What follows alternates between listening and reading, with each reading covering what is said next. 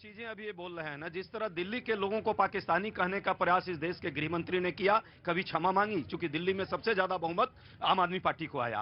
बिहार के लोगों को इन्होंने पाकिस्तानी कहने का काम किया, क्या कभी क्षमा मांगी? उसी तरह कर्नाटका में जब कांग्रेस और बाकी पार्टियों की जीत होगी, वहां की जनता को ये पाकिस्तानी कह रहे हैं और इसके लिए उनको क्षमा मांगनी पड़ेगी इस देश से, क्योंकि देश के कॉन्स्टिट्यूशनल पद पर बैठा हुआ व्यक्ति यदि ऐसा शब्द बोल रहा है तो वो देश द्रोही हो सकता है, वो देश हित में ये अपना नेता बना के रखते हैं।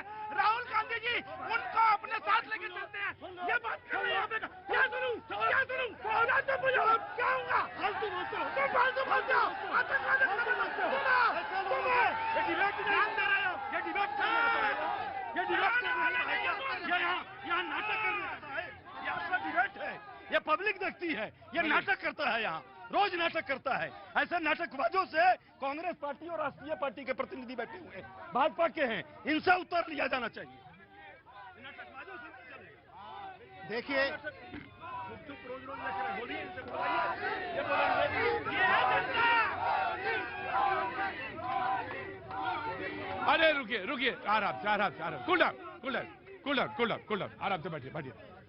बीजेपी आराम से पानी पी। देखिए, भारत का सबसे बड़ा दुर्भाग्य ये है कि भारत में एक ऐसी भी पार्टी है जिसका जो शीर्ष नेता है राहुल गांधी जी, उनके बयान को पाकिस्तान यूनाइटेड नेशन में जाके यूज करती है, और भारत एयर स्ट्राइक करे, सर्जिकल स्ट्राइक करे, पाकिस्तान और कांग्रेस का बयान हमेशा सेम होता है। दोनों सवाल खड़े करते हैं, भारत की सेना को गली का गुंडा कौन कहता है?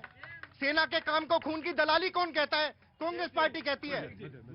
हमेशा क्यों पाकिस्तान के पाले में खड़े मिलते हैं? सेना 125 करोड़ नहीं, एक मिनट, आराम से।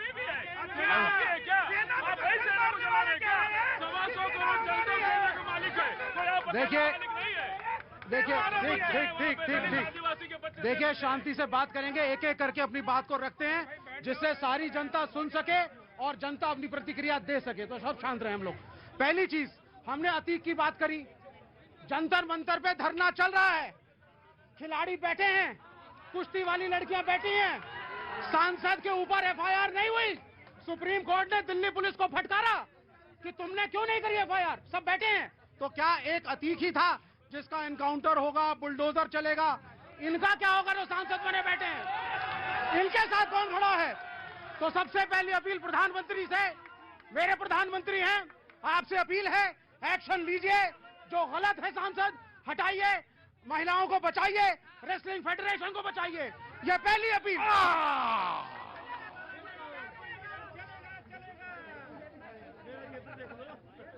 वकील साहब कैसे हैं आप?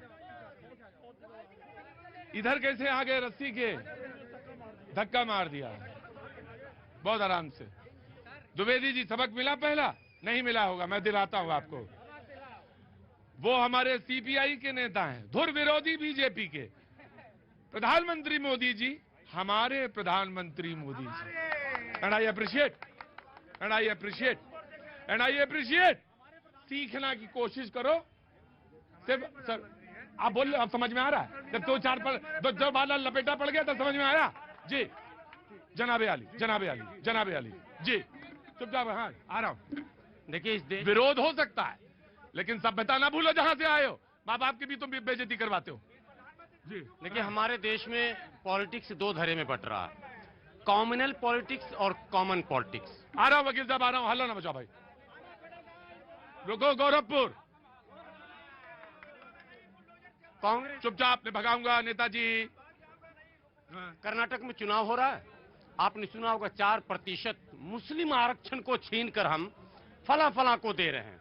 वोकलिंगा और लिंगायत को दे दिया, और जो वोकलिंगा को दिया, लिंगायत को दिया, जो दलित है उनको बांट दिया 4 में। 4 का जो था वो सबको बांट दिया। बोले धर्म के नाम पर कोई आरक्षण नहीं हो सकता, ये हमारे कॉन्स्टिट्यूशन के खिलाफ है।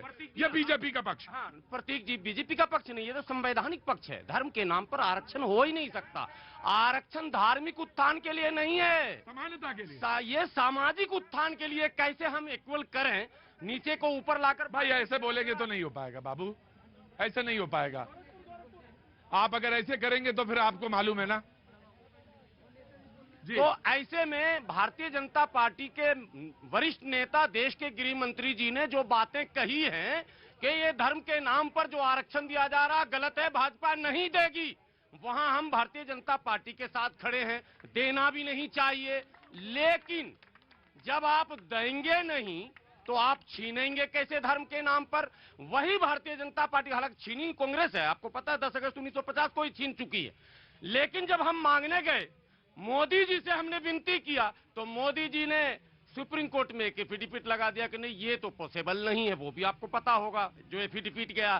तो अब मैं गृह मंत्री जी से कहता हूं कि माननीय गृह मंत्री जी, जब धर्म के आधार पर गलत है जो कि आपने आरोप लगाया कांग्रेस ने किया, कांग्रेस पहले छीन भी चुकी है, फिर देने का लॉलीपॉप दे रही है। हालांकि ये 4% धर्म के नाम पर नहीं था, ये कोटा विद इन कोटा था सर, ओबीसी का जो 27% कोटा है। कांग्रेस ने एक चाल चली, तुष्टीकरण वाली चाल, कि इसमें कह दिया ये मुस्लिम का है। बिल्कुल गलत था, वो नाम, वो टर्म देना ही नहीं चाहिए था। कोटा विद इन कोटा था, वो मुस्लिम का था नहीं। लेकिन आप ये लॉलीपॉप कि तेलंगाना में दूंगा मुसलमान को 6, फला दूंगा 8, फला जगह मेरी सरकार आएगी तो 10, फला जगह मेरी सरकार आएगी तो मुसलमान को 15, मुसलमान को, हिंदू को, सिख को, ये कांग्रेस का तुष्टीकरण है। लेकिन गृह मंत्री जी ने कहा मुसलमान से छीनूंगा और वक्का लिंगा को दूंगा, ये हिंदू तुष्टीकरण है। आ गया। कैसे हैं? कोई फिल्म बना रहे हैं कि नहीं बना रहे हैं? बनाने वाले हैं फिल्म, जल्दी फिल्म बनाइए। आ रहा हूं।